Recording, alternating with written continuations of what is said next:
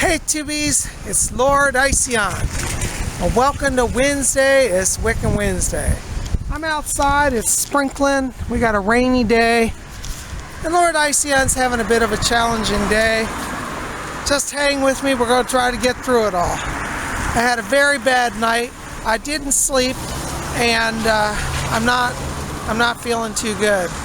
A lot of electronic harassment, and I've got some injuries to my body from it.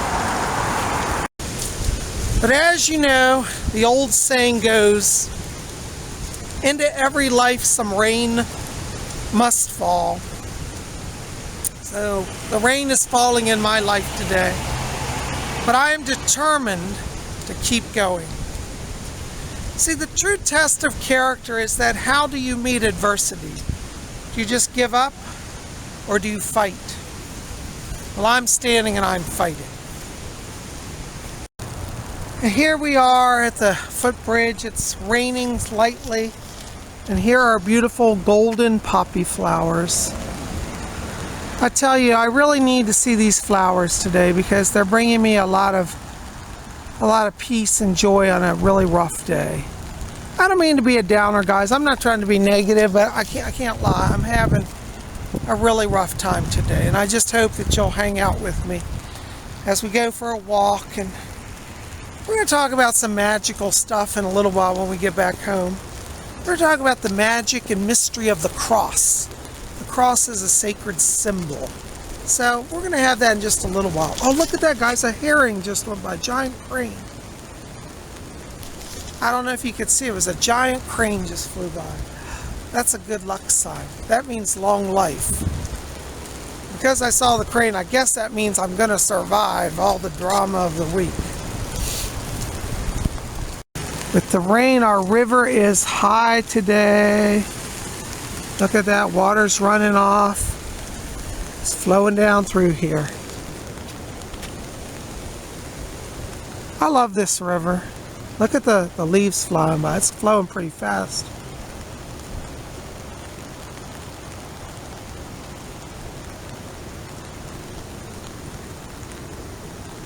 Wow. It's really warm out here today. I'm glad to be out of my house. It is 85 degrees inside my condo today, and my fan broke. This is crazy, this hot in November. It's 70 degrees out here right now, and it's about 85 inside my condo. Yeah, it's good to get out in the cool air and the refreshing rain and walk. It's calm and peaceful in the park today. Look at the beautiful trees. Hello, Mr. Oak. It's so good to see you. Thank you for your friendship and being present, and your gift of life-giving oxygen.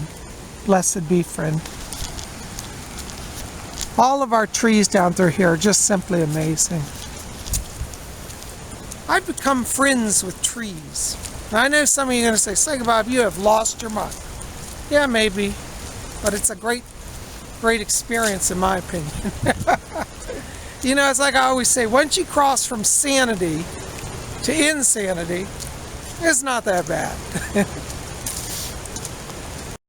Now, when I go out walking in the woods, I'm always watching for the face of the Green Man. You never know. The Green Man is the Wiccan god of nature, and sometimes his face just appears in the trees or in the bushes and the greenery. So we always want to watch. Sometimes I even like to sing little songs. Green man, come to me. Green man, make me free. Green man, let me see your face and be free. Green man, come to me. Let me see your face and be free. Green man, come to me. Let me see your face and be free. I made that song up. That's my own song I wrote. Anyways, I think it's a good song for a rainy day. Oh, and I can hear the roar of Mother Ganges here. This is our new Ganges River that I invoke the goddess at. Isn't that? Look at the water soaring down through there. Whitewater rapids. It restores my soul being near the sacred river. Hail Mother Ganga. Hail, bless us all this day. So motive be. Thank you, gracious goddess, for your presence and blessing. So motive be. Y'all all got blessed by Mother Ganga. Ooh, look at, she is really flowing down through here. Look at this river flowing. Can you guys see that? Let's zoom in a little bit. Wow, that river is really high today.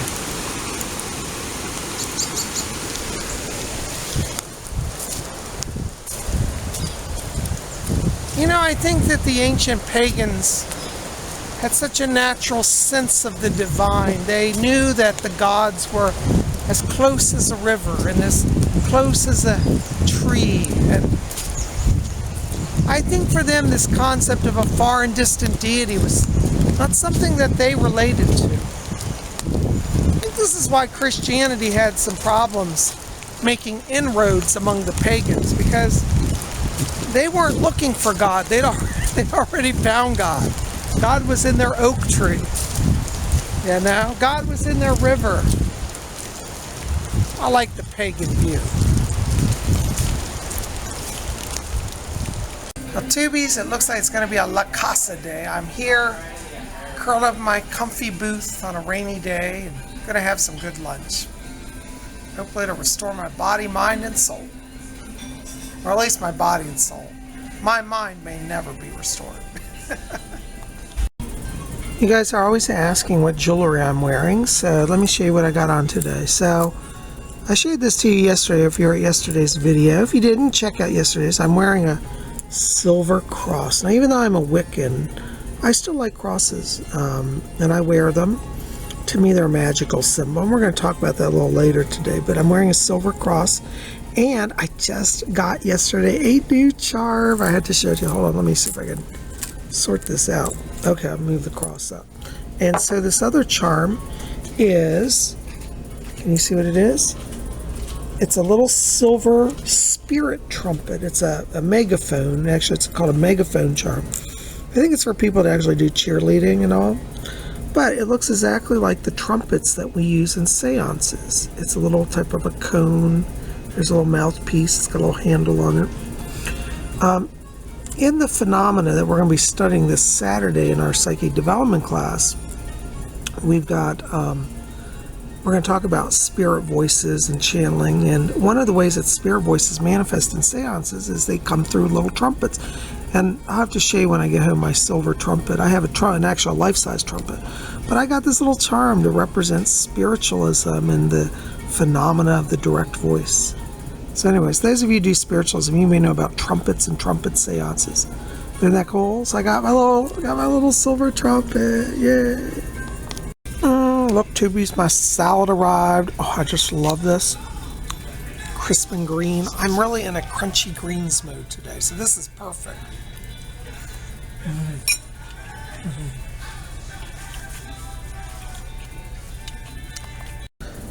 Tubies, my lunch came. Oh my gosh, PsychicBob is being so indulgent. Look what I got. Fettuccine Alfredo, and I had chicken with it today. You can get chicken with it. I usually don't get chicken, but today I'm feeling really rough. And for those of you who are targeted people, you know that the electronic weapons just take it out of you. And sometimes I find that if I eat meat, it restores my body. So I'm not trying to, start any drama here with any vegetarians or anything, but I'm eating meat because I need it, and my body really responds to it. So lunch looks good.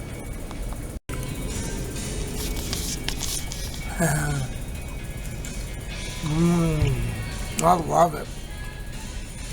It's the best. Oh, that lunch was so good. Now I'm ready for a nap. Well, I've been sitting here reading this wonderful book. This is called Voices in the Dark by Leslie Flint. My Life as a Medium. And it's his biography or autobiography about his life as a medium. And this is so interesting excuse me, a hiccup here. We're at the part where it's World War II, and he's actually holding seances in his home during an actual bombing raid. The Nazis were bombing his neighborhood. People in the circle said, well, should we continue on with the seance? And his spirit guide came through and said, oh yeah, we'll just keep going. And they, can you imagine trying to hold a seance in the middle of a bombing raid? Anyways, I guess I'll never complain about minor distractions in my own seances. Anyways, really great book. I recommend you try to get this. You can buy it at the Leslie Flint Trust. You'll have to order it from England. I haven't been able to find a good source for it here in the U.S., but if you order it from England, you'll get it in like 2 weeks. It's worth the money. Voices in the Dark, Leslie Flint. So, highly recommend it. Let's see, do they have they might have the website on the back. I don't see it. Anyways, just go to Leslie Flint Trust. You'll find it. Nothing like a nice, good cold Coke, a cozy booth, and a good book on a rainy day. Well, Tubies, that was a great lunch. I so enjoyed it. It's making me feel a lot better. I tell you, we got a gray day. Our sun lord is in hiding. But that's okay. It's like 70-some degrees out here. I can't believe this is November and it's this hot. I pray it gets cold tonight because I want my apartment to cool down. I live in an old condo where we don't have control over the heating and air conditioning. They turn the whole building heat system on or air conditioning on. Now the heat's on, so we have no access to air conditioning. It is hot as sin. Anyways, well, we're going to head on home and talk about some more magical stuff. So I'll see you back at the house. Oh, and here we are outside the former GNC site. It looks like the landlord's got it all cleaned up now. This would be a wonderful place to start a little Wiccan temple or a spiritualist temple. I don't know, I like it. I just love this little spot. It's just really speaking to me. Well, I might have to inquire, see what the rent is on that. Well, Tubies, Lord Ision is back home. And we're going to talk today about working with the mystical cross.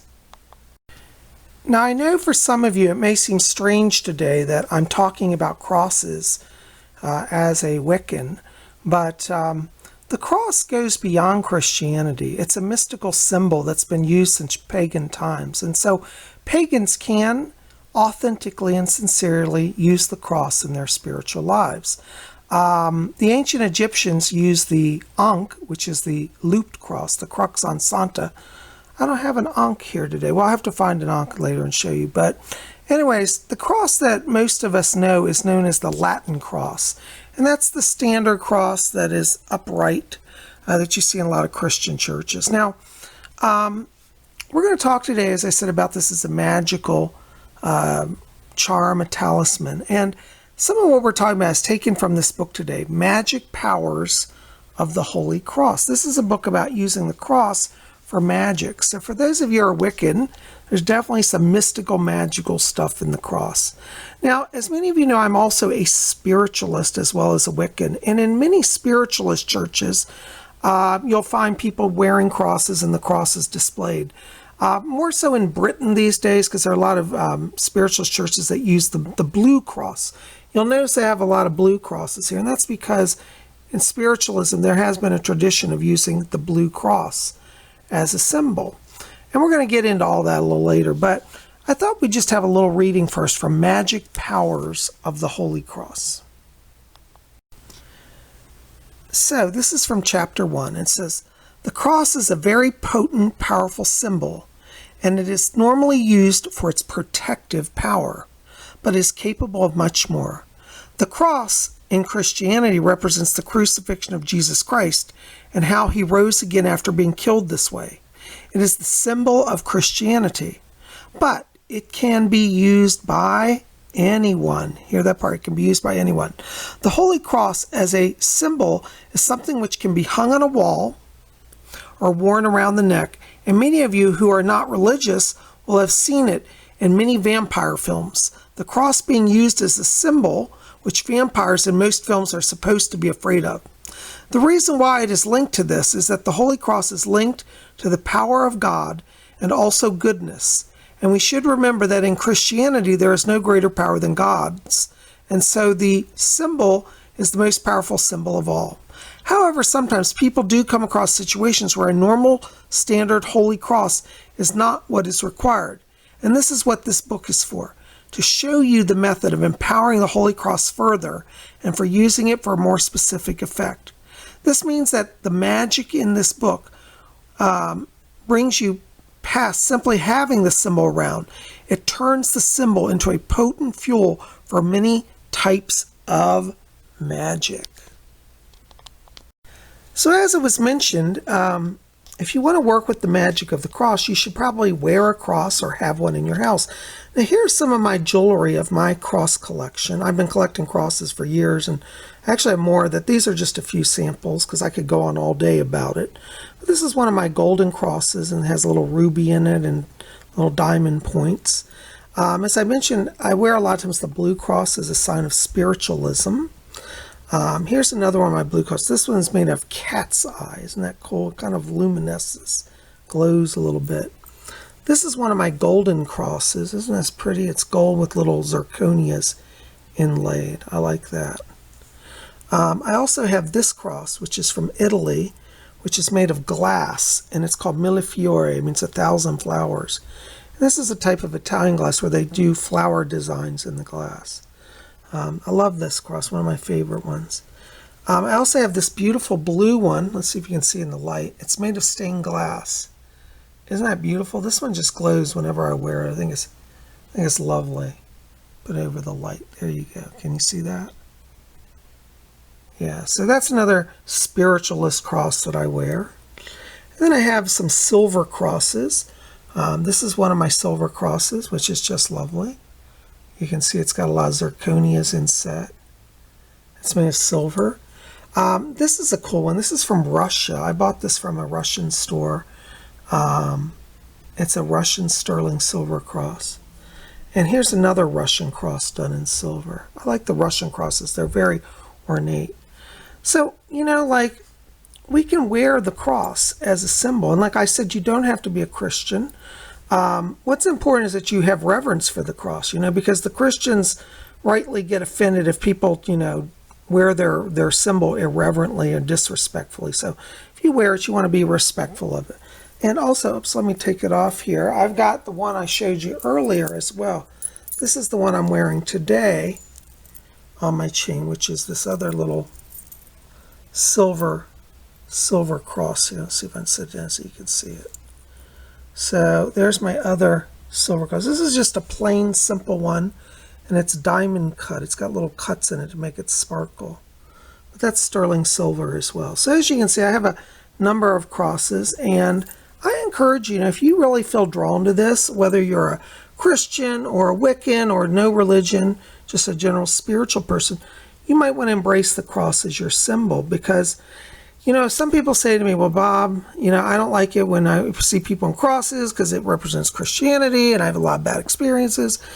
And what I want to say is just kind of separate from your past if you can and look at the cross in a new way, is that it's a symbol of blessing and protection. One of the ways that I interpret the cross is this way. And this is how in spiritualism we used to say. We used to say, here's this crossbar is like the earth plane, okay?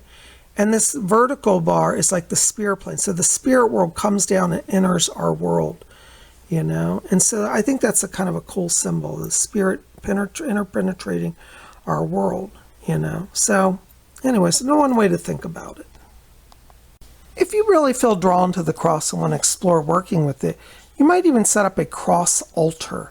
And here's my little shrine to the mystical cross. And so I actually have a blue cross because, as I said, that's a symbol in spiritualism. And as a spiritualist, I used to use the cross, and the church I was in had a cross in it. And I still, I love the cross. And you can also buy these little holy cards. These are made by Catholic Church. But this is a really cool one. See, it's like a glowing cross floating over the ocean. You can have little cards with pictures of crosses. You can buy those on eBay. And this is interesting. Here's another one. These are from two different companies, but it's kind of funny because they're so similar, but they're different.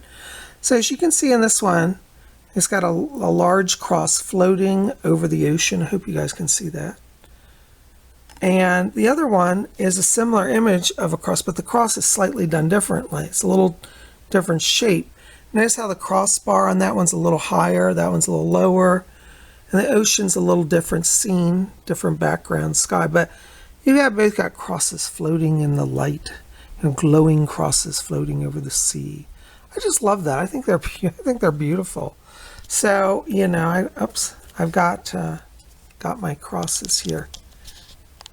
Now, if you want to set up an altar to the mystical cross, basically, there's no right way or wrong way, but I would recommend that you actually get a cross, an actual real cross. You could make it out of wood or paper or cardboard and put it as the centerpiece, and then have some candles. Now, I'm using blue because blue candles are used in spiritualist church a lot.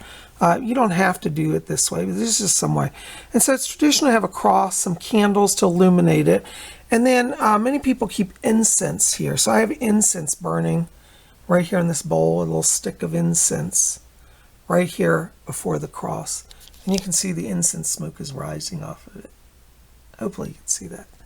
And then I like to keep holy water on the altar. Now, with holy water, depending on your religion, you can either make it yourself, or if you're devout Catholic, you can get it from the Catholic Church as well. And some other churches also do holy water, like the Episcopal Church. But I make my own holy water, and basically I take water, add a little bit of salt to it, and I lay hands on it, and I evoke the divine spirit. I say, Mother, Father, God, infuse this water with your divine presence. May your spirit fall upon it and bless it, and may it be sanctified, consecrated, and holy. So mote it be. You see, just a little prayer like that, an intent and laying hands on, you will bless the water. And so I keep holy water on my altar. So this is my little simple cross altar. And, I hope you guys will think about that. Now, in this book, Magic Powers of the Holy Cross, they give a little ritual here called Strengthening the Protective Power of a Cross. And so I thought we'd do this ritual now. Now, the author who wrote this book is doing it more from a Christian perspective, but just kind of get the concept of what's going on here. Because even if you disagree with the Christian prayers, you might find that you find your own prayer to work with the cross, and that's okay too. So basically, according to this, let me just read what it says. It says, to do this, you will require a holy cross, crucifix, and some holy water.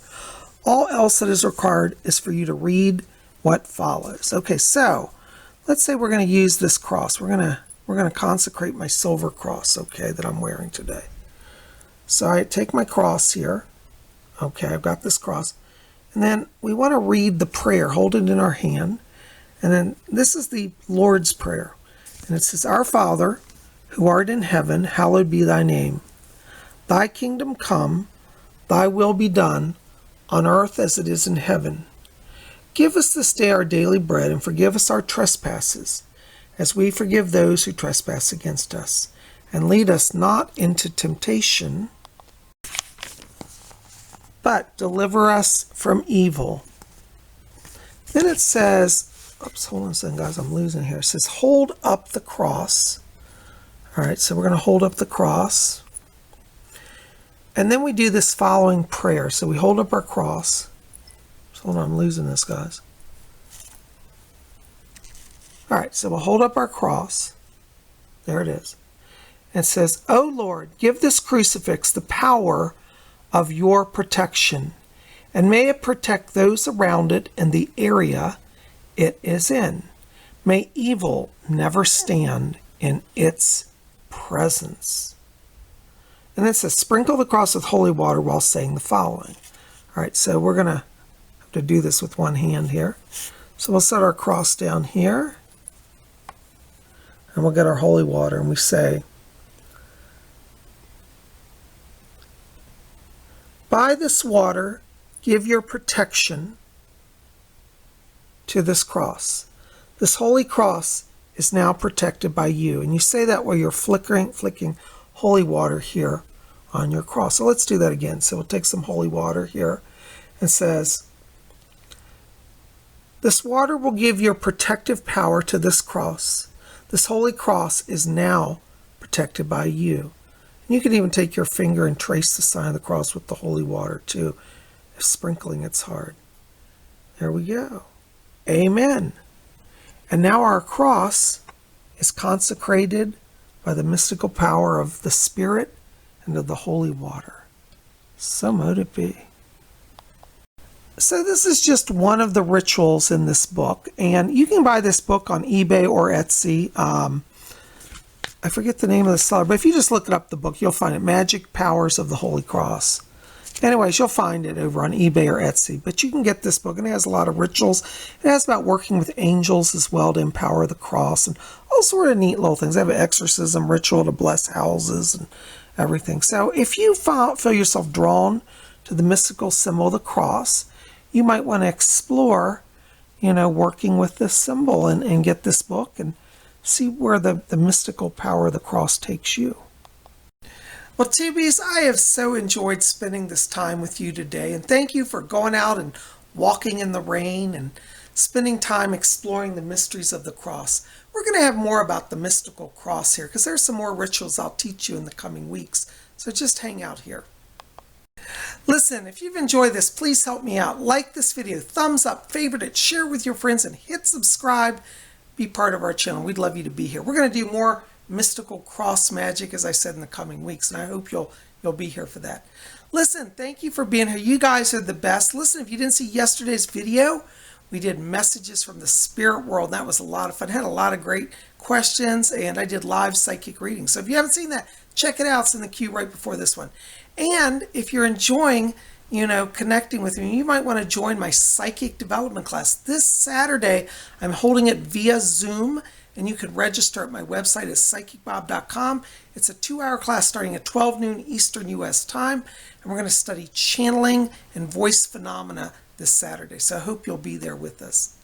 Also, if you want to get on my schedule for a private reading, give me a call. 703-825-3929 is my number, and we'll get you on for a psychic reading. You guys are best. Thanks for being here. I love you. We'll see you back here tomorrow for Vlog Thursday. Not sure where we're going, but just be here. We'll have some fun. We'll see you then. Love you guys. Blessed be.